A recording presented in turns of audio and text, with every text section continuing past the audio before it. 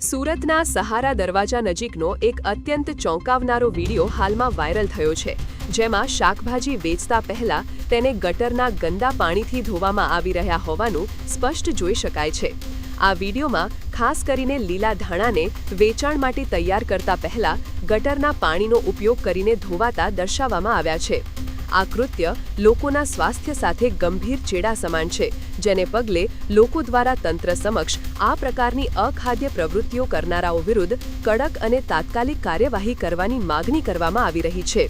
भाइयों आप देख सकते हो, मैं ना सहारा दरवाजा पे खड़ा हूँ। वहाँ पे सब्जी मंडी वाला है, जो धनिया होता है उसको है ना गटर की नाली से साफ कर रहा है। मैं आपको दिखा रहा हूँ। वहाँ से ये मार्केट है, इसी मार्केट के यहाँ पे ये बंदा है जो गटर की नाली से ये साफ कर रहा है।